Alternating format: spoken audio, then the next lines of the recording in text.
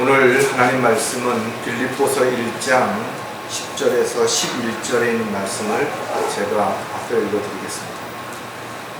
너희가 가장 좋은 것들을 분별하며 또 그리스도의 날까지 순수하고 흠없게 되기를 바라며 예수 그리스도를 통하여 얻는 의의 열매들로 가득 차서 하나님께 영광과 찬양이 되기를 바랍니다. 잠깐 말씀을 위해서 기도드리겠습니다. 우주 만물을 말씀으로 창조하시고 또 지금도 말씀 가운데서 운행하시는 위대하신 하나님 아버지, 참으로 벌레문도 못한 저희들을 구원해 주시고 자녀로 삼아 주시고 또 소망 가운데 살 수 있는 특권을 주셔서 오늘도 주님 부활하신 첫날에 이렇게 한자리에 모였습니다. 저희들이 마음을 드리고 몸을 드리고 시간을 드리고 또 주님이 주신 모든 재능과 은사를 온전히 주님 기뻐하시는 일들을 위해서 드릴 수 있는 헌신된 자세로 살아갈 수 있도록 인도해 주시옵소서. 특히 이 마지막 때에 많은 사람들이 믿음에서 떠나 배교하고 또 하나님을 대적하는 참으로 어리석은 삶을 살고 있지만 저희들 늘 주님 품 안에서 붙잡아 주시고 또 지혜와 능력을 주셔서 오직 주님만을 사랑하고 또 주님만을 바라보며 또 주님께서 원하시고 기뻐하시는 일들을 위해서 살아갈 수 있는 형제 자매들이 되도록 역사해 주시옵소서. 특히 코로나로 인해서 여러 가지 겪고 있는 어려움을 잘 극복하고 이겨낼 수 있도록 지혜를 허락해 주시고 또 건강도 지켜 보호해 주시옵소서. 특히 힘들 때 서로 사랑하고 섬기고 배려하는 가운데 위로와 힘을 얻을 수 있게 인도해 주시옵소서. 주님 또한 저희들에게 맡겨주신 일들을 위해서 저희들이 낙담하거나 좌절하지 않도록 힘 주시고 다시 한번 용기를 주셔서 언제든 주님 부르실 때 그 주님 맡겨주신 일들을 저희들이 감당할 수 있는 그런 준비된 도구로 일꾼으로 살아갈 수 있는 저희들이 되도록 역사해 주시옵소서.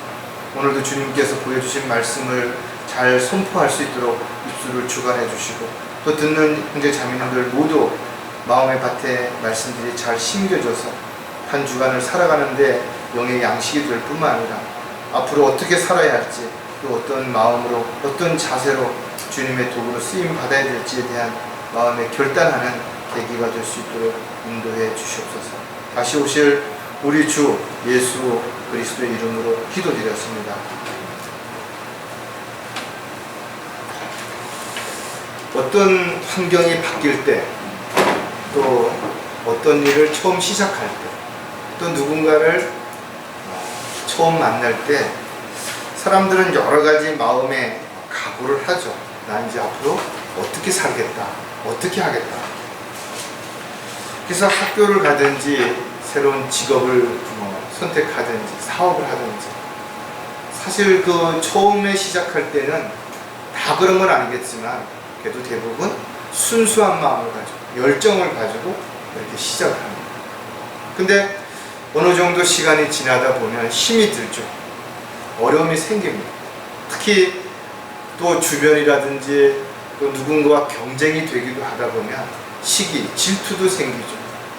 특히 욕심이 더 많은 것, 더 좋은 거를 원하다 보면 결국은 그것이 불평이 되고 그것이 남을 탓하게 되고 그래서 결국은 처음 가졌던 그런 마음들을 잊어버리고 정말 생각지도 않은 또 그렇게 돼서는 안 되는 그런 모습으로 변해 있는 자신을 볼 수도 있을 것입니다.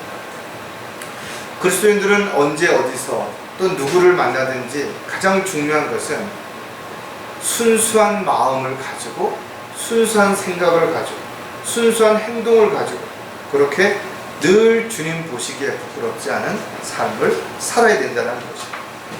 때로는 좀 잘해보려고 하다 보니까 또 열정을 가지고 뭔가를 이루려고 하다 보니까 오히려 육신적인 세상적인 상황으로 바뀔 수도 있죠.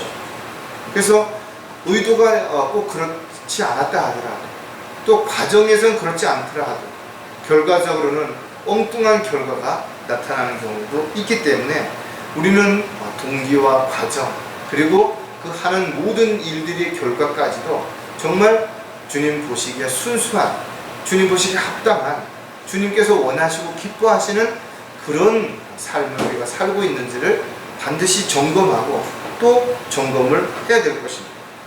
왜냐하면 그리스도인들의 삶이 순수함에서 벗어나게 되면, 즉 오염되거나 변질되게 되면 그가 하는 모든 일들이 주님을 기쁘시게 해드리는 것이 아니라 자기를 기쁘게 한다든지 아니면 자기와 함께하는 사람들을 기쁘게 하려고 하는데 초점을 맞추고 그렇게 갈 수밖에 없기 때문에 그런 것입니다.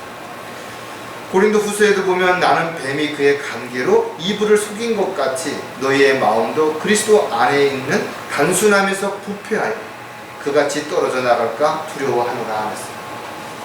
즉 그리스도인들의 삶이 단순해야 된다는 의미를 우리가 좀 진지하게 생각해 볼 필요가 있다. 뭔가 복잡해지기 시작하면 거기에 내 생각, 내 뜻 또는 주변의 어떤 영향력들이 거기에 드러나게 된다는 거예요. 그래서 순수하다라는 말은 다른 뭔가가 불순물이라든지 또는 특별한 것이 섞이지 않은 것을 의미하는 거예요. 그래서 신명기에 보면 옷을 짤 때 두 가지 실을 섞어서 짜지 말라 그랬죠. 또 밭에다가 곡식을 심을 때도 두 가지를 섞어 심지 말라는 거죠. 왜냐하면 이 두 가지가 서로에게 영향을 줘서 이상한 어떤 또 다른 어떤 모습의 그런 결과들이 나타날 수 있기 때문에 그렇다라는 거죠. 따라서 순수한 삶을 살기 위해서는 우리가 흠 없도록 또 끝까지 우리의 믿음을 잘 지켜서 주님이 보시기에 합당한 삶을 살도록 우리가 끊임없이 그것을 지켜나가야 한다는 것입니다. 그냥 가만히 있는데 순수한 마음, 순수한 생각들이 지켜지는 게 아니라는 것이죠. 왜냐하면 끊임없이 세상은 우리를 오염시키고 부패시키려고 한다는 거죠. 그렇기 때문에 또 마귀는 우리를 변질시키고 우리로 하여금 세상과 세상에 있는 것들을 사랑하게 만들어서 하나님과 원수가 되게 만들려고 하기 때문에 우리는 반드시 우리가 우리의 순수함을 지키도록 그렇게 노력을 해야 된다는 것이죠. 하나님의 자녀로서 또 그리스도의 일꾼으로서 우리가 주님 보시기에 합당한 그런 도구로 쓰임을 받기 위해서는 언제 어느 곳에 있든지 또 무엇을 하든지 자신이 하는 모든 것들이 하나님 보시기에 합당한지 또 하나님께서 원하시고 기뻐하시는 일인지를 반드시 비교하고 점검해 보지 않는다면 자신은 열심히 한다 하더라도 또 자신은 특별한 그런 의도가 없었다 하더라도 어느 순간인가 하나님의 계획에서 벗어난 변질된 그런 모습의 삶이 또 그런 열매들이 우리의 생활 속에서 드러날 수 있을 것을 우리가 다시 한번 생각하는 그런 시간이 되셨으면 좋겠습니다. 오늘 설교 제목은 그리스도의 날까지 순수하라. 정말 좋은 것들을 잘 분별해야 되는 이유가 무엇인가 하면 세상에는 겉으로는 너무나 화려하게 보이는데 그것이 가짜인 것이 너무 많다라는 것이죠. 입에는 달콤하지만 그것이 우리에게는 치명적인 어려움을 주는 그런 결과를 가져올 수도 있다라는 것이죠. 따라서 우리가 그리스도의 날까지 순수하게 되기 위해서는 어떤 우리 생활 속에서 우리의 말과 행동 속에서 흠이 생기지 않도록 우리가 끊임없이 자신을 지키고 돌보는 역할들이 반드시 필요하다는 것입니다. 그렇게 살기 위해서 자신이 어떤 세상적인 어떤 일들에 또 세상적인 어떤 지식에 세상적인 어떤 경험에 오염되고 있지 않은지를 한 번쯤 점검해 본다면 내가 무엇을 해야 될지 또 어떻게 살아야 될지에 대한 부분들을 우리가 하나씩 알 수 있게 될 것입니다. 우리가 순수한 것은 가장 먼저 더 오염이 잘 될 수도 있다. 변질이 더 빨리 일어날 수도 있다는 생각을 반드시 해야 되는 거예요. 왜냐하면 순수한 것일수록 깨끗한 것일수록 아주 작은 어떤 결점만 있어도 작은 티만 있어도 그것이 아주 보기 싫게 드러나기 때문에 그렇습니다. 그래서 세상 사람들은 적당히 세상에서 즐기고 이렇게 자기 편한 대로 이기적이고 살아도 별 사람들에게 눈에 띄지 않습니다. 뭐 그럴 수도 있지. 아니 오히려 참 저 사람은 융통성도 있고 현명하다. 사람들과의 관계를 잘한다. 아주 타협을 잘하고 이렇게 지혜롭게 산다라고 평가할 수 있다 이거죠. 근데 그리스도인들이 세상 사람들처럼 살아가게 되면 아주 작은 하나의 잘못만 하더라도 금방 눈에 보이죠. 사람들에게 지탄을 받고 비난을 받고 손가락질을 받게 되는 것이죠. 따라서 저와 여러분은 죄를 지을 수 있는 상황이 벌어지는 곳, 또 그런 사람들, 그런 어떤 일, 여기에는 연관되지 않도록 철저하게 분리하고 성별된 삶을 살아야 한다는 것입니다. 뿐만 아니라 우리가 어떤 잘못이 만약에 드러났다면, 알게 되었다면 즉시 그 자리에서 자백하는 것이 반드시 필요하다. 저녁에 가서 자백해야지, 다음에 또 뭘 해야지, 이렇게 미루다 보면 그 죄가 내 안에 들어와서 둥지를 틀고 열매를 맺어서 또 다른 누군가에게 죄를 짓게 만드는 매개체가 될 수 있기 때문에 그렇다는 겁니다. 따라서 언제 어느 곳에 있든지 우리는 사람들 앞에서뿐만 아니라 하나님 앞에서도 부끄럽지 않는, 즉 투명한 자신의 삶이 지속될 수 있도록 이렇게 늘 정신을 차리고 깨어서 자신의 삶이 지금 어떤 결과를 가지고 있는지를 점검할 필요가 반드시 있다라는 거죠. 우리가 순수함을 잃지 않는다면 성경은 우리에게 이런 약속을 했다 이거죠. 모든 필요를 채워주실 것이고 끝까지 돌봐주시고 보호해 주실 것이라는 거죠.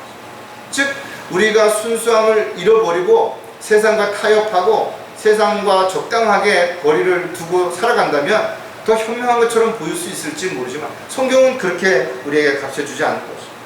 만일 내가 순수하고 정직하다면 그분께서 반드시 지금 너를 위해 일어나사 내 의의 처소를 번성케 하시리라. 이것이 하나님의 약속인 것이죠. 즉 우리가 세상 사람들이 볼 때는 좀 어리숙한 것 같고 세상 물정을 잘 모르는 것처럼 보인다 하더라도 우리가 순수한 마음을 가지고 지속적으로 그렇게 살아갈 때 세상이 아니라, 사람들이 아니라 하나님이 우리를 지켜주시고 돌봐주시고 보호해 주시겠다는 약속이라는 것이죠. 따라서 그리스도인들은 아무것도 염려하지 말고 하나님의 약속을 늘 붙잡고 그 약속이 반드시 이루어지는 것을 확신 가운데 살아갈 때 우리는 믿음이 흔들리지 않을 수 있고 세상의 어떤 변화에 쉽게 우리가 어울리지 않을 수 있게 된다는 거죠. 따라서 저와 여러분이 늘 자신이 뭔가 좀 잘못됐다라는 것이 인지되고 또 느껴진다면 바로 우리는 십자가로 다시 돌아가서 주님과의 첫사랑을 기억하면서 우리의 순수한 마음이, 처음 가졌던 그 마음이 혹시 변질되어 있지는 않은지를 반드시 점검해보고 살펴볼 필요가 있다는 것입니다. 그래서 만약에 어떤 변질되거나 오염된 부분들이 발견된다면 즉시 말씀의 물로 씻고 또 하나님의 보혈의 능력에 힘입어서 우리가 정결케 된다면 이런 정결한 삶이, 순수한 삶이 지속될 수 있게 될 것입니다. 자, 그렇다면 그리스도의 날까지 우리가 순수함을 지키고 순수한 삶을 살아가려면 어떻게 해야 될 것인가를 또 세 가지 살펴볼 텐데, 그 중에 첫 번째가 항상 마음을 정결케 하라는 것입니다. 예를 들어 유리창을 계속 닦지 아니하면 어느 순간인가 아주 작은 먼지들이 하나씩 두 개씩 달라붙어서 오염이 되는 것이죠. 그리고 어느 날 갑자기 유리창을 닦으려고 하다 보면 너무나 찌든 때로 인해서 유리창이 더러워지는 수가 있다라는 거예요. 어떤 사람이 창문을 통해서 보니까 이웃집 아주머니가 매일 빨래를 넣는데 아주 빨래가 더러워 보이는 거예요. 그래서 속으로 생각하기를, 아니 저 아주머니는 어떻게 빨래를 했는데 저렇게 깨끗하게 안 빨고 대충 빨아가지고 맨날 더럽게 빨래를 널어놓는가, 그렇게 늘 생각을 하고 있었다는 거죠. 그러다 어느 날 자기네 집에 어떤 친구가 찾아왔는데 그 친구에게, 아니 저 옆에 있는 분은 매일 저렇게 빨래를 하긴 하는데 아주 더럽게 빨래를 해서 저렇게 널어놓는다라고 이야기를 했더니 친구가 이야기를 하기를, 그분이 빨래를 더럽게 한 것이 아니라 당신 유리창이 더러웠기 때문에 늘 빨래가 더러운 것처럼 보였다는 거죠. 즉 다시 말해서 자기가 더러운 그런 마음을 가지고, 그런 생각을 가지고, 그런 눈을 가지고 세상을 바라보면 세상이 몸통 더럽게만 보이는 거예요. 즉 색안경을 끼고 보는 것과 동일하다는 것입니다. 그렇기 때문에 우리가 세상을 똑바로 바라보고 세상을 올바르게 분별력을 가지고 판단하려면 우리가 마음의 눈이 깨끗해져야 되는 거예요. 그러기 위해서 우리는 매 순간 마음을 정결케 해야 되는 것입니다. 하지만 우리가 간과하지 말아야 되는 부분은 성경에 보면 인간의 마음은 처음부터 악하고 계속해서 악하며 아무도 감당할 수 없을 만큼 악하다라고 기록하고 있다는 거죠. 다시 말해서 구원받지 않은 사람은 세상에서는 사람들에게 아무리 존경을 받고 칭찬을 받는다 하더라도 그의 마음은 결코 정결하지 않다라는 거예요. 순수할 수가 없다라는 거죠. 또 세상 교육이라든지 훈련을 통해서는 절대로 마음이 순수해질 수 없다라는 것도 우리는 분명히 성경을 통해서 알아야 되는 거예요. 그렇기 때문에 성경은 우리에게 이렇게 가르쳐주죠. 너희는 이 세상과 일치하지 말고 너희 마음을 새롭게 함으로써 변화를 받아라. 그렇게 마음의 변화가 이루어지지 않은 상태에서 하나님을 믿는다, 하나님을 사랑한다라고 말하기 때문에 엉뚱한 짓을 하게 되는 거예요. 이것이 바로 종교고, 이런 종교들이 오히려 수많은 사람들로 하여금 올바른 믿음을 갖지 못하도록 바로 하나님의 도구가 아닌 사탄의 도구에 의해서 수많은 사람들이 지옥을 향해 달려가고 있다는 거죠. 저와 여러분은 예수 그리스도의 보혈의 능력으로 인해서 마음이 새롭게 된 사람들이라 했어요. 내가 뭔가를 잘했기 때문에, 선한 행동을 했기 때문에 내 마음이 새로워진 것이 아니라 보혈의 능력 가운데서 새롭게 됐다라는 거죠. 하지만 아직도 많은 사람들은 마음의 변화를 받지 않은 채 사람들 앞에서는 체면을 지키기 위해서, 자신의 입장을 세우기 위해서 수없이 거짓된 행동을 하고 있다는 것을 우리는 분명하게 기억해야 될 것입니다. 그들이 아무리 그리스도인들을 흉내내고 위선을 부린다 하더라도 그의 마음과 생각을 다 아시는 하나님, 머리털까지도 다 세시는 바 되시는 하나님께서는 그것을 모르겠냐. 오히려 그래서 그들은 하나님 보시기에 가증스러울 뿐이라는 것입니다. 그래서 그리스도인들은 자신의 마음을 정결케 하기 위해서 매일 매순간 말씀의 물로 씻어야 될 뿐만 아니라 마음이 혹시라도 세상의 어떤 것으로 오염되거나 변질되는 부분들이 나타난다면 즉시 그 부분들을 정결케 하는 그 시간들을 반드시 가져야 된다는 사실들을 우리가 매 순간 잊어서는 안 될 것입니다. 항상 마음을 정결케 하기 위해서 여러 가지 방법도 있고 또 여러 가지 방식이 있지만 그 중에 또 몇 가지를 생각해 보면 반드시 위로부터 오는 지혜를 얻어야 한다는 거죠. 즉 세상 지혜로는 누구도 마음을 정결케 할 수가 없다는 거죠. 아무리 입으로는 나는 마음을 정결케 해야지, 오늘서부터는 난 정결한 삶을 살아야지 이렇게 말한다 하더라도 그것이 그렇게 될 수 없다는 거예요. 세상에도 지혜로운 사람들이 많이 있죠. 그런 사람들은 이 세상을 살아가는데 많은 유익을 얻습니다. 또 그 지혜로 인해서 많은 사람들에게 존경을 받을 수도 있다는 거죠. 그러나 성경은 오히려 세상 지혜로 가득한 사람들은 하나님과의 관계가 올바르게 형성되기가 어렵다는 거죠. 즉 어리석은 자가 말하기를 하나님은 없다고 하는 것처럼 자기가 똑똑하고 현명하다고 생각하는 사람들은 하나님의 말씀보다는 자기가 가지고 있는 지식이나 경험을 더 신뢰를 하기 때문에 하나님께 다가갈 수가 없게 되는 거죠. 특히 하나님의 일에는 하나님의 지혜가 반드시 필요하죠. 따라서 구원받은 그리스도인들이 하나님의 도구로 쓰임받기 위해서는 반드시 하나님의 지혜가 필요하다는 거죠. 지혜가 루비보다 나으니 원하는 모든 것들이 그것에 비교될 수 없는, 그것이 뭐예요? 바로 지혜에 비교될 수 없다. 세상에 존재하는 어떤 보석도 지혜에 비교할 수 없다. 그래서 가장 지혜로운 솔로몬이 왜 그가 부귀영화를 마다하고 지혜를 선택했는지를 우리는 이해할 수 있게 되는 것이죠. 따라서 하나님의 지혜는 위로부터 오기 때문에 반드시 우리는 위로부터 오는 지혜를 주님으로부터 구해야 되는 것이죠. 야고보서 3장 17절에도 보면 그러나 위로부터 오는 지혜는 첫째 어떻다 그랬어요? 순수하다 그랬거든요. 그러니까 하나님으로부터 오는 지혜는 순수한 거예요. 근데 세상으로부터 오는 지혜는 아주 간사할 수도 있고 간교할 수도 있다는 거예요. 그 다음은 화평하며 친절하고 양순하며 자비와 선한 열매들을 가득하고. 왜 우리가 위로부터 오는 지혜를 얻어야 되는지, 즉 세상 지혜로는 얻을 수 없는 것들이 이 하나님으로부터 위로부터 오는 지혜 속에 가득하다. 또 위로부터 오는 지혜는 편견이 없고 위선이 없다. 사람들 앞에서 거짓 행동을 하거나 가식적으로 그렇게 하지 않는 것이 위로부터 오는 지혜를 받은 사람들이 나타나는 특징인 것입니다. 따라서 우리가 그렇다면 어떻게 위로부터 오는 지혜를 얻을 수 있는 것인가? 그 지혜를 얻는 것이 어떻게 하면 가능한 것인가? 너무나 간단하게 성경은 우리에게 기록하고 있다. 너희 중에 누가 지혜가 부족하면 모든 사람에게 아낌없이 주시고 꾸짖지 아니하시는 하나님께 구하라. 즉 하나님으로부터 오는, 위로부터 오는 지혜를 우리가 원한다면 주님 앞에 구하라는 거죠. 지혜를 구하라는 것이.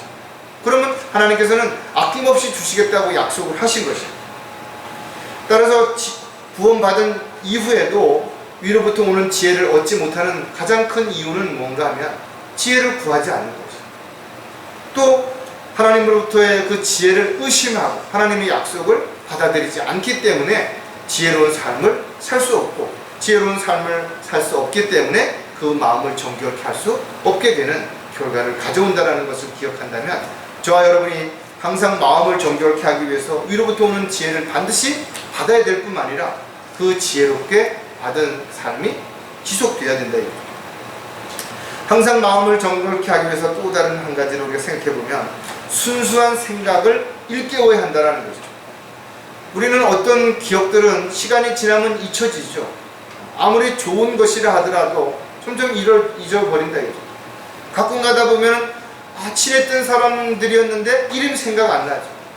좋은 추억이긴 한데 그곳이 어디였더라 생각이 안 나는 경우도 있다. 사람이 살다 보면 뭔가 자꾸만 되풀이해서 반복하지 않으면 잊어버리는 그런 것들이 있죠. 그리고 나서 아쉬워하기 전에 우리는 좋은 것들이라면 우리는 늘 반복해서, 즉 우리가 하나님의 말씀을 반복해서 읽는 이유도 한 번 성경을 읽었다고 해서 다 그것이 기억난다면 얼마나 좋겠어요. 그러나 시간이 지나면 또 잃어버리게 되니까 다시 읽고 또 반복해서 읽음으로 인해서 늘 우리 생활 속에서 그 말씀이 우리의 삶의 잣대가 될 수 있게 하기 위해서 그렇게 한다. 하나님의 말씀은 정말 우리가 어느 곳에 있든지 또 우리가 무엇을 하든지 간에 반드시 필요하죠. 왜냐하면 그 말씀이 우리의 삶에 있어서 가장 중요하기 때문에 그렇다라는 거예요. 하나님은 말씀으로 우주 만물을 창조하셨을 뿐만 아니라 지금도 운행하시고 인간을 창조하셨을 뿐만 아니라 인간의 생사화복도 주관하시기 때문에 그렇다라는 거죠. 주께서는 사람의 생각을 아시나니 그것들은 허무한 것. 인간이 얼마나 치밀하게 계획을 세우고 좋은 어떤 생각을 가지고 뭔가를 한다 하더라도 하나님 보시기에 어리석은 것이에요. 따라서 우리는 모든 것들을 주 안에서 생각하고 계획하고 또 주님의 뜻과 주님의 방법 가운데, 주님이 주신 능력 가운데서 실행하지 않는다면 결과적으로 세상에 있는 것들에 만족을 느끼고 또 자기 만족을 느끼는데 결과로 끝나게 될 수밖에 없다라는 것을 우리가 생각해 본다면, 저와 여러분이 가지고 있는 생각이 주님으로부터 온 말씀을 통해서 우리가 얻게 된 그런 순수한 생각인지를 점검해 볼 필요가 있고, 또 그렇게 순수한 생각이라면 그 순수한 생각을 계속 일깨워서 우리가 언제 어느 곳에 있든지 간에 우리가 잘못된 생각 속에서 또 편견을 가지고 우리가 뭔가를 하지 않도록 해야 됩니다. 베드로후서 3장 1절에 사랑하는 자들아, 이제 내가 이 두 번째 편지를 너에게 쓰는 것은 이 편지들로 말미암아 너희로 기억나게 하고 너희의 순수한 생각을 일깨워 주려 함이라.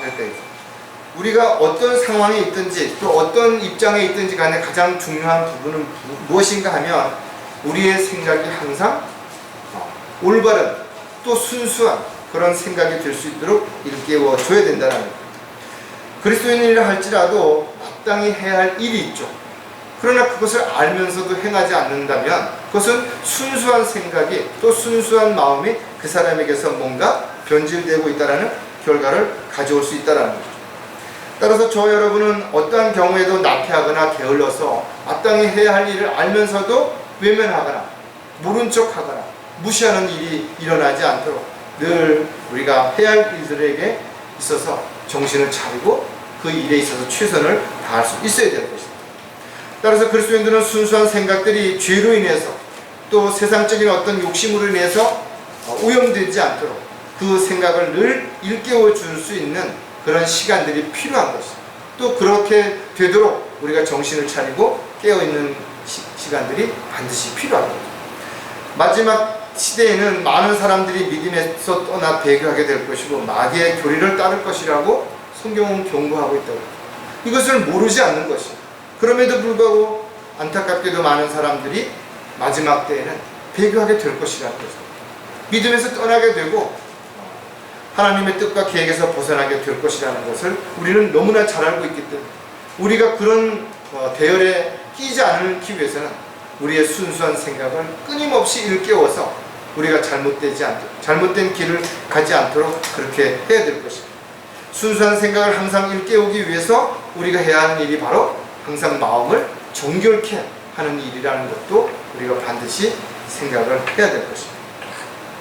또 한 가지 마음을 정결케 하려면 순수한 마음을 지켜야 한다는 것입니다. 그리스도인들은 분명 새로운 피조물이 된 것이다. 모두 마음의 변화를 받아서 새롭게 된 사람들이랍니다. 그런데 주님의 보혈로 인해서 악한 양심이 깨끗게 되었음에도 불구하고 또 다시 세상으로 돌아간다든지 세상에 있는 것들의 마음을 뺏기게 된다면 그 순수한 마음이 오염될 수 있다는 것입니다. 그래서 성경은 우리에게 순수한 마음을 지키라고 분명히 가르쳐 주는 것입니다. 히브리 기자는 우리가 믿음의 온전한 확신 가운데서 진실한 마음으로 다가가자.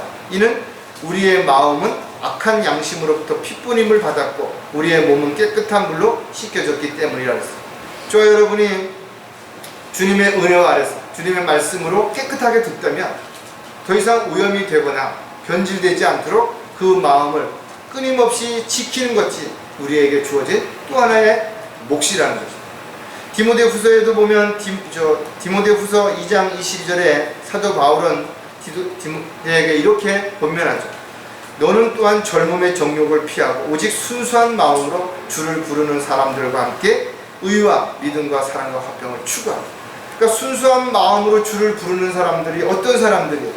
바로 주님만을 바라고 주님을 두려워하고 또 주님의 도구로 일꾼으로 헌신하는 그런 사람들이에요. 그러니까 그런 사람들과 함께 의와 믿음과 사랑을 화평을 추구하는 그런 삶이 지속될 때 우리는 마음을 정결케 할 수 있다는 것을 분명히 우리가 다시 한번 알 수 있을 것입니다. 특히 솔로몬은 열심을 다하여 마음을 지키라고 했거든요. 그러니까 왜냐하면 그 마음이 언제든지 파괴될 수 있고 변질될 수 있고 오염될 수 있다는 것을 가장 지혜로웠던 솔로몬은 알고 있었던 것입니다.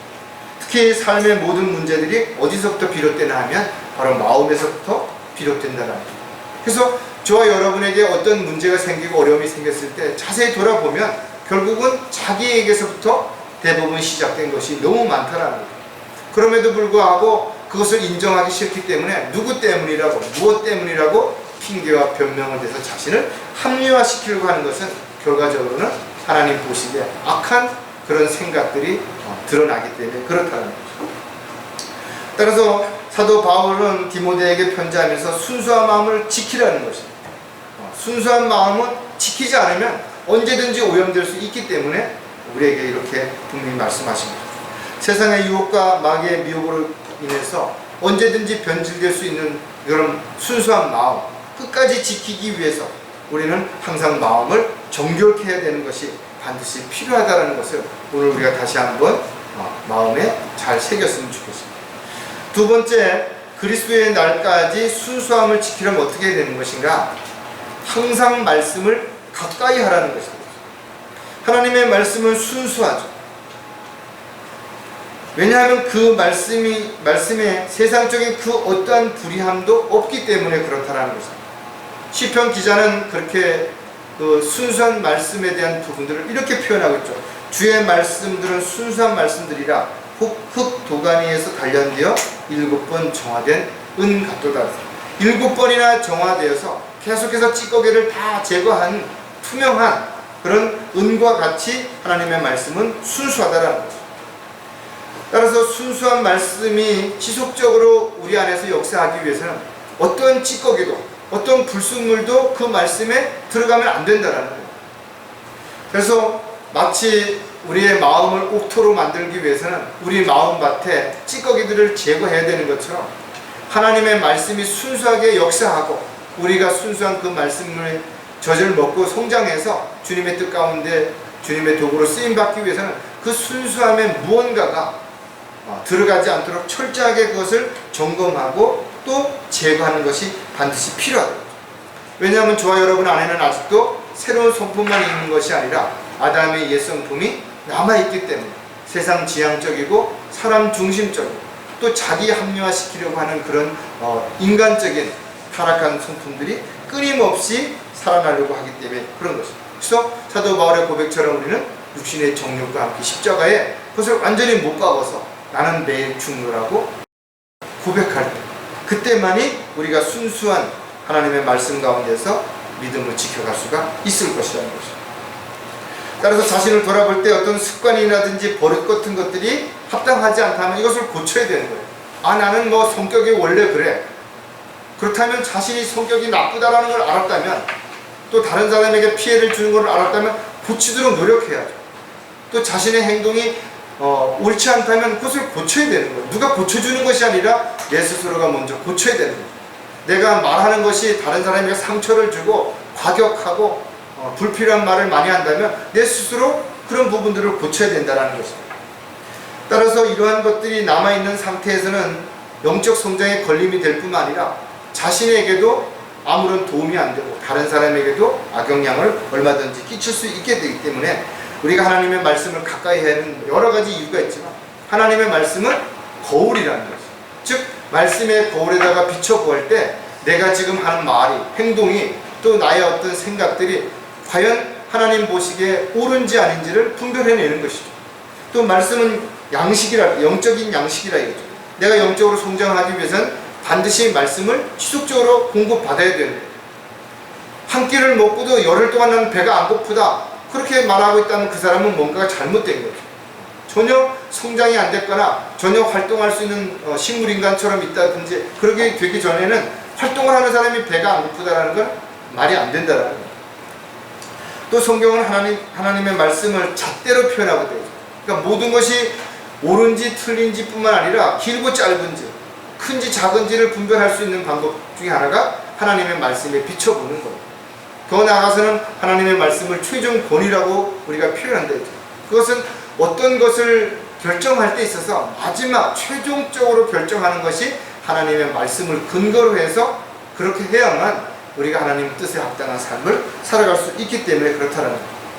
따라서 성경은 저와 여러분이 매 순간 그 우리의 삶을 주관하시는 잣대가 되고 최종 권위가 되어야 될 뿐만 아니라 우리가 그 말씀을 벗어나서는 절대로 살 수 없다는 것을 반드시 인지하고 그 말씀을 항상 가까이 하는 그런 삶을 살아갈 때 우리가 순수한 삶이 주님 오실 때까지 지속될 수 있다는 것이죠.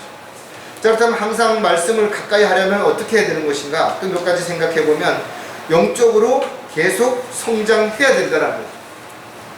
참으로 위험한 것이 무엇인가 하면 뭔가 달리다가 멈출 때가 가장 위험하다라는 것이죠. 성장이 멈출 때, 뭔가 다시 어떤 반환점을 돌아설 때 위험한 거예요. 뭔가 성공했다라고 생각할 때, 뭔가 승리했다라고 생각할 때, 뭔가 다 이뤘다고 생각할 때가 어떻게 보면 가장 어렵고 가장 힘들다라는 거예요. 그래서 우리는 뭔가를 얻는 것도 힘들지만 얻은 것을 지키는 것이 훨씬 더 힘들다라는 것을 우리가 다시 한번 생각해 본다면, 끊임없이 내가 가지고 있는 것을 지키는 것을 위해서 최선을 다하지 않는다면 언제든 잃어버릴 수 있다는 것, 우리가 반드시 생각을 해야 되는 것입니다. 또 우리가 영적으로 성장하기 위해서는 나이에 상관없죠. 얼마만큼 그가 하나님의 말씀을 더 많이 공부하고 또 그런 관심을 가지고 시간을 투자하느냐에 따라서 달라지는 거예요. 나이를 많이 먹는다고 해서, 시간이 오래 간다고 해서 영적으로 그냥 성장하는 거 아니라는 것이죠. 또 교회에서는 목사라든지 교사라든지 성숙한 그리스도인들에 의해서 영적으로 어린 지체들이 교제를 통해서 또 설교를 통해서 성경 공부를 통해서 진리의 지식을 지속적으로 얻게 되고 또 그러는 가운데 영적으로 성장하게 되는 것이죠. 특히 베드로전서 2장 2절에 보면 갓난 아기들로서 순수한 말씀의 젖을 사모하라. 이는 너희가 그것으로 인하여 자라게 하라. 어린아이가 잘 성장하기 위해서는 순수한 말씀의 젖이 필요하다는 거죠. 왜냐하면 이 어린아이가 먹어야 하는 젖에 어떤 다른 불순물이 들어간다든지 어떤 독이 들어가면 그 아이가 성장하지 못하고 오히려 많이 먹으면 많이 먹을수록 중독되죠. 어떤 시간이 흐르면 큰 문제가 발생할 수 있기 때문에 그렇다는 거죠. 따라서 저와 여러분은 지속적으로 하나님의 말씀을 공급받아야 되는 것이지만 또 이것 또한 균형과 조화를 잘 이루어야 돼요. 너무 한꺼번에 많은 것을 먹는다든지 또 너무 오랫동안 안 먹는다든지 너무 또 영적으로 어린데도 불구하고 고기와 같은 하나님의 말씀을 먹는다든지 어른이 되었는데도 늘 죽과 같이 쉬운 것만을 먹는다든지 이 문제가 생긴다는 거예요. 그래서 적절하게 영적 성장에 맞는 하나님의 말씀들을 지속적으로 공부받고 또 그 말씀에 따라서 자신이 활동하는 범위를 점점 넓혀갈 때 영적으로 성숙한 그리스도인으로서 살아갈 수 있게 되는 것입니다. 따라서 성장 과정의 가장 중요한 요소가 되는 하나님의 말씀을 지속적으로 우리가 먹고 또 성장하지 않는다면 우리가 하나님의 뜻 가운데서 도구로 일꾼으로 쓰임받을 수 없게 되는 것입니다. 그렇기 때문에 그리스도인들에게 있어서 가장 중요한 것은 바로 하나님의 말씀을 가까이 하기 위해서 영적으로 성장하는 부분들이 필요하다는 거죠. 항상 하나님의 말씀을 가까이 하려면 살아 역사하심을 알아야 한다는 거죠. 하나님의 말씀이 성경책에 기록이 되어 있다라고 생각하는 사람과 하나님의 말씀이 내 안에서 살아 역사한다라고 생각하는 사람, 어떤 사람이 하나님의 뜻 가운데서 하나님의 말씀 가운데 살아가겠냐 이거죠. 하나님의 말씀을 보아야만 내가 이렇게 해야 되겠구나, 이렇게 하지 말아야 되겠구나 아는 사람과 하나님의 말씀이 늘 내 안에서 역사하셔서 내가 어디에 있든지 누구를 만나든지 무엇을 하든지 간에 그때마다 하나님의 말씀이 떠올라서 성령님의 능력 가운데서 그 말씀이 나로 하여금 옳고 그른 것을 분별할 수 있는 잣대가 된다면 그것이야말로 가장 살아 역사하는 하나님의 말씀입니다.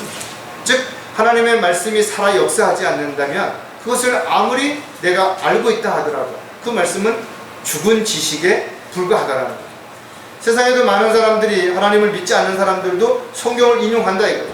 그러나 그 사람들이 인용하는 그 말씀은 죽은 말씀이지 살아 역사하는 말씀이 될 수가 없는 거예요.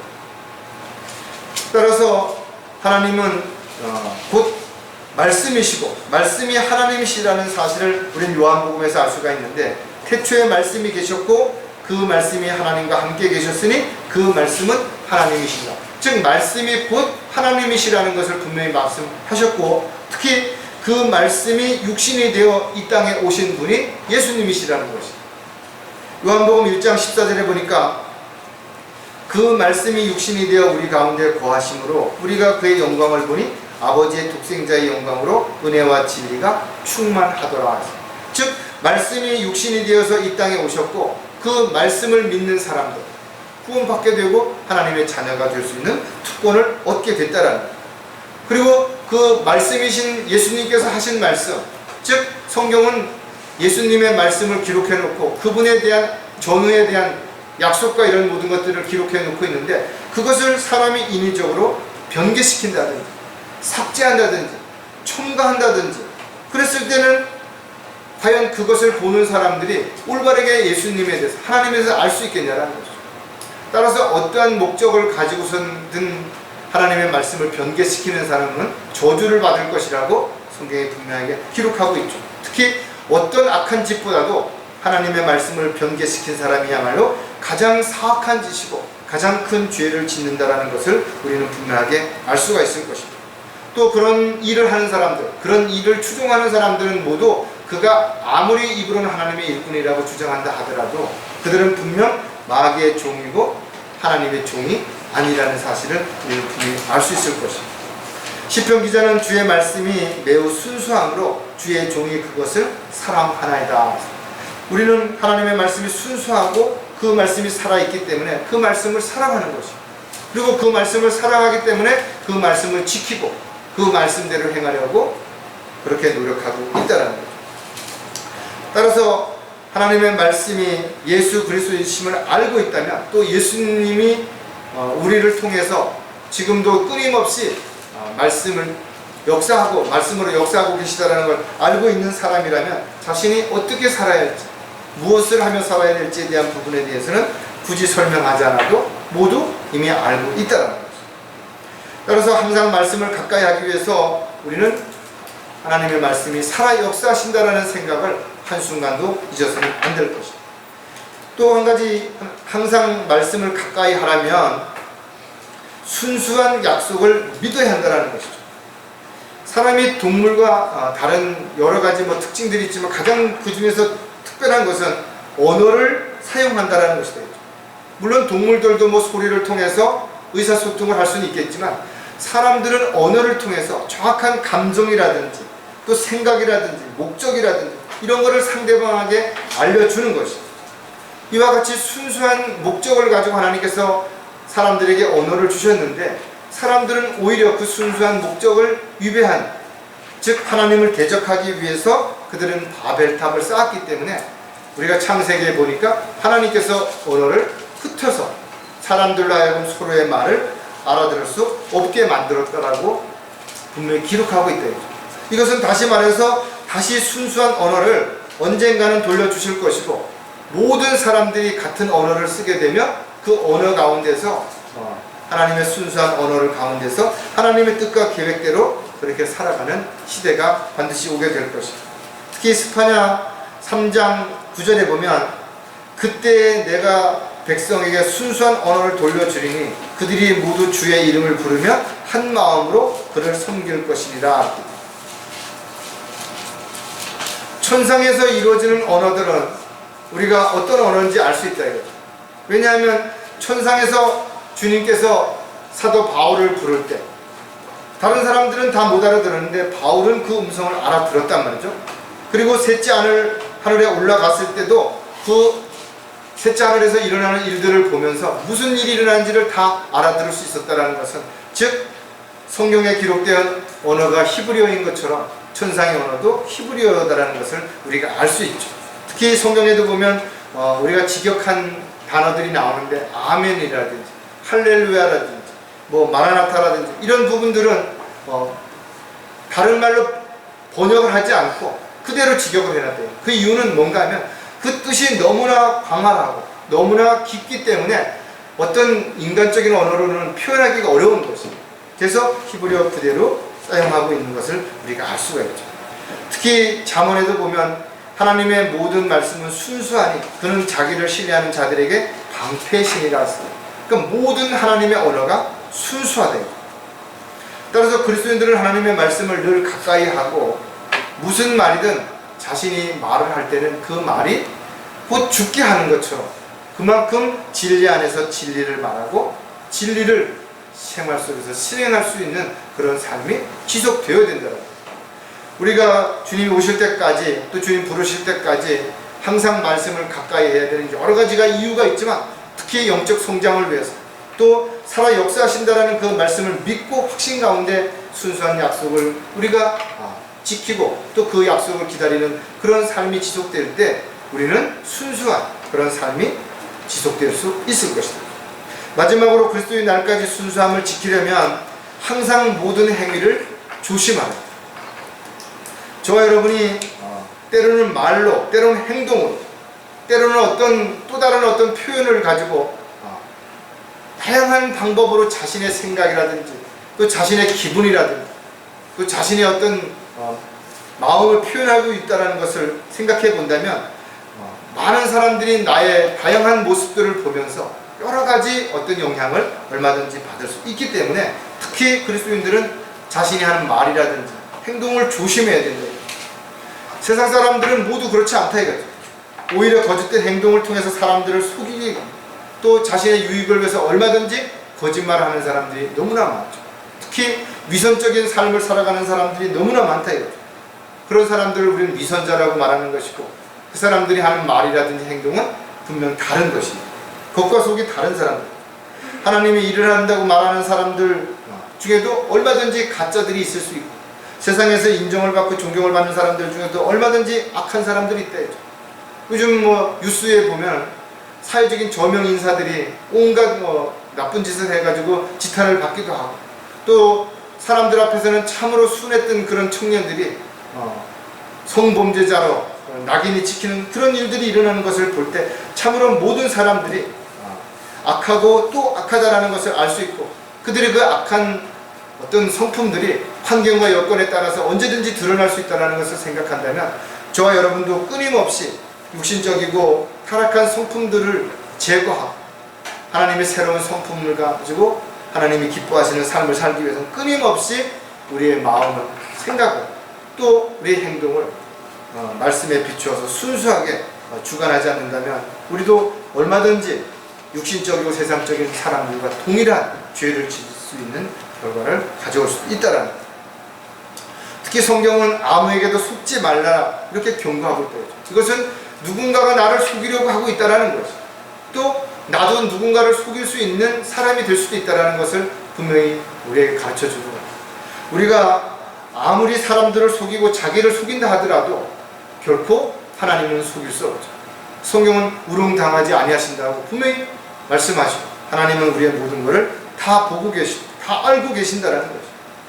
따라서 자신의 한 행동으로 인해서, 자신의 한 말로 인해서 어떤 결과가 나타나든지 우리는 그것이 행한 대로 주님 앞에 서는 날 갚아주게 되시는 것을 알 수 있다면, 항상 우리가 어디에서 누군가를 만나든 또 무슨 일을 하든 간에 말과 행위에 있어서 조심하고 또 조심하는 그런 삶이 반드시 되어야 될 것이죠.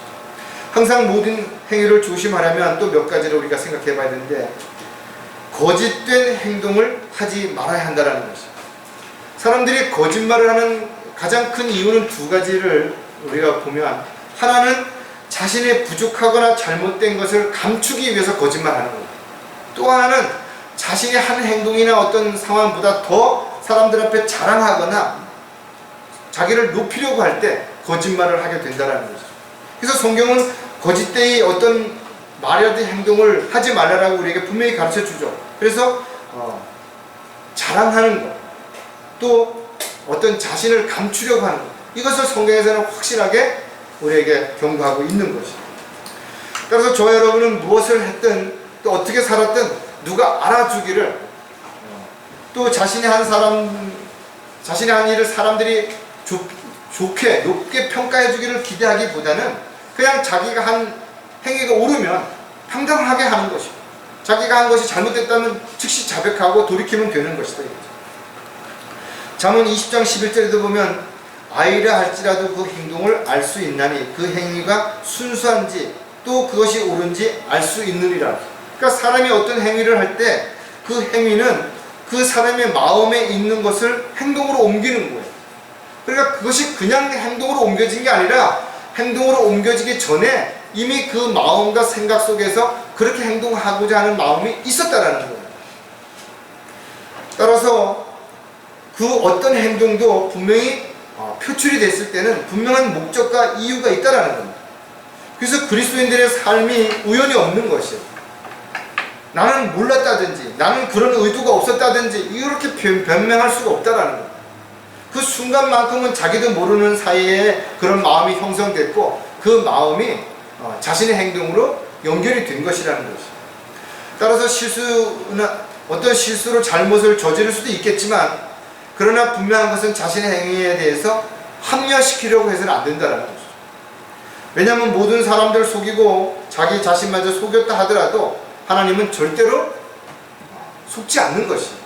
따라서 거짓된 행동을 하면 할수록 그것은 하나님을 우롱하려고 하는, 하나님 앞에 가증스러운 행동일 뿐만 아니라 자기 스스로에게도 아무런 도움이 되지 않는다는 거예요. 때로는 좀 손해를 보고 어려움을 겪는다 하더라도 진실되게 자신의 모든 걸 드러내고 투영하게 했을 때 결과적으로 오히려 많은 것을, 유익을 얻을 수 있게 되는 것을 우리는 반드시 알아야 될 것입니다. 또 한 가지, 항상 모든 행위를 조심하려면 순수한 양심을 지켜야 한다는 것입니다. 사람들이 선과 악을 알게 되는 이유는 간단하죠. 선과 악을 알게 하는 나무의 열매를 먹었기 때문에 그 이후에 모든 사람에게는 양심이라는 것이 생겼고, 그 양심에 아직까지 살아있는 한 자신이 하는 행동에 대해서 이건 잘못됐다, 이 양심의 가책을 느끼게 되기 때문에 사람들이 때로는 반성을 하기도 하고 잘못을 뉘우치고 눈물을 흘리기도 하죠. 그런데 죄를 짓게 되면 이런 그 양심이 점점 딱딱하게 굳어버려서 더 이상 자기가 죄를 지어도 전혀 반응하지 않는다라는 거예요.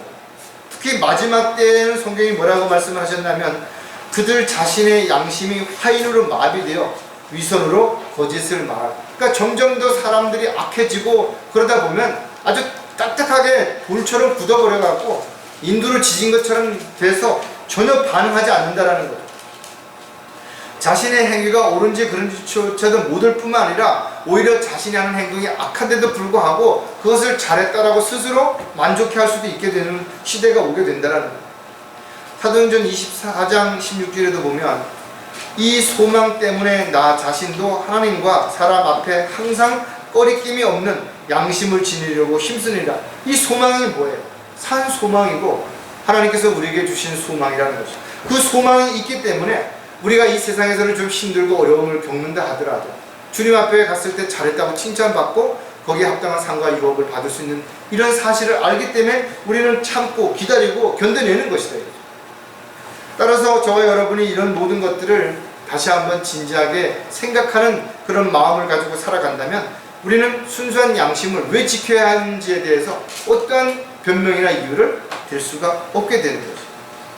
저와 여러분은 순수한 양심을 지키고 끝까지 주님 오실 때까지 그 양심이 오염되지 않도록 변질되지 않도록 그렇게 지켜가야 될 것이다. 아주 작은 죄를 져도 즉시 반응할 수 있는 아주 예민한 상태에 되어 있어야 우리가 성령께서 하시는 음성에 귀를 기울 수 있고 그 음성에 따라서 순종할 수 있게 되는 것입니다. 디모데전서에서 보면 순수한 양심 안에 믿음의 신비를 가진 사람이어야 하느니라. 하나님의 일꾼으로 도구로 쓰임받기 위한 조건 중에 하나가 순수한 양심 안에 믿음의 신비를 가져야 된다. 순수한 양심이 오염되면 하나님께서 주신 그 신비들을 엉뚱한 데다 쓰게 되니까 온갖 이단 교리들이 나타나게 되고 사람들을 현혹하는 그런 결과를 가져오게 됩니다. 하나님의 일을 한다고 하면서도 양심을 속이고 있다면 그는 하나님을 두려워하는 사람이 아니고 하나님은 그런 사람들을 결코 일꾼으로 쓰시지 않는다는 것을 기억한다면 저 여러분이 주님 부르실 때까지 또 끊임없이 주님의 도구로 쓰임받기 위해서는 늘 순수한 양심을 가지고 그렇게 주님만을 바라보는 삶이 지속되어야 될 것입니다. 항상 모든 행위를 조심하려면 선한 양심을 붙들어야 한다는 것입니다. 그 양심이 언제든지 변질될 수 있기 때문에 끝까지 붙들어야 되는 것입니다. 많은 사람들이 자신의 양심에 비춰 하나님 앞에 또 사람들 앞에서 부끄럽지 않다라고 이야기할지 모른다 이거죠. 그러나 좀 더 진지하게 자신을 돌아보면 참 누구도 그렇게 말할 수 있는 사람은 아무도 없을 것이라는 것입니다. 따라서 끝까지 양심을 지키기 위해서 우리가 믿음이 흔들리지 않도록 우리는 늘 말씀 안에서 하나님만을 바라보아야 될 뿐만 아니라 그 말씀을 굳건하게 붙잡아서 거기에 뿌리를 내려야 될 것입니다. 어떤 사람들은 양심을 스스로 내던져서 파손되었다라고 성경은 기록하고 있다. 디모데전서 1장 19절에 보니까 믿음과 선한 양심을 붙들라. 어떤 사람들은 믿음에 대한 선한 양심을 내던짐으로 파손하였다. 즉 자기 스스로가 자기 양심을 내던질 수 있다는 거죠. 그러니까 그 양심을 내던진 그 이후에는 그가 양심을 따라서 선하게 살 수가 없는 것이죠. 그리고 자신을 합리화시키게 되기 때문에 그렇다는 거예요. 스스로 양심을 속이고 거짓된 행동으로 위선을 행하고 있다면 그 사람들은 이미 순수한 양심을 내버리고 세상에 있는 헛된 것들에 마음을 빼앗기고 있다는 거예요. 순수하지 못한 행위는 그 어떤 결과를 가져온다 할지라도 절대로 하나님을 기쁘시게 해드릴 수 없을 뿐만 아니라 주님 앞에 서는 날 잘했다고 칭찬받을 수 있는 것은 그 아무것도 없다라는 거죠. 다시 한번 오늘 우리가 그리스도의 날까지 순수하라고 하신 이 명령에 따라서 우리가 우리의 믿음을 잘 지키고 또 주님이 기뻐하시는 그런 삶을 살아가기 위해서 우리는 항상 마음을 정결케 하고 또 하나님의 말씀을 가까이 할 뿐만 아니라 자신이 하는 모든 행위를 조심할 때 주님 오시는 그날까지 우리가 순수한 마음, 순수한 양심 또 순수한 생각을 가지고 주님이 기뻐하시는 삶을 살아갈 수 있을 것입니다. 저와 여러분이 언제 어느 곳에 있든지 무엇을 하든지 항상 그리스도의 날까지 순수한 그런 저와 여러분이 될 수 있도록 자신을 지키고 또 자신의 믿음을 견고하게 세울 수 있는 저와 여러분이 되시기를 주의 이름으로 부탁을 드리겠습니다. 기도하겠습니다. 하나님 아버지 참으로 감사를 드립니다. 참으로 악하고 더럽고 추한 저희들의 양심을 주님의 보혈의 능력으로 깨끗하게 정결케 해주셔서 선한 양심을 가지고 살아갈 수 있는 특권을 주셨음에도 불구하고 때로는 저희들이 세상에 있는 것들의 마음을 빼앗기고 또 죄악으로 인해서 그 양심이 더럽혀지고 또 오염될 때가 있습니다. 다시 한번 오늘 말씀을 통해서 저희들이 이런 사실들을 정확하게 다시 한번 인지하고 늘 말씀의 물로 씻어낼 뿐만 아니라 정신을 차리고 깨어있어서 그리스도의 날까지 순수한 마음으로 순수한 양심을 잘 지키고 순수한 생각을 가지고 주님 기뻐하시는 삶을 살아갈 수 있는 저와 형제 자매들이 될 수 있도록 도와주시옵소서. 다시 오실 우리 주 예수 그리스도의 이름으로 기도드렸습니다.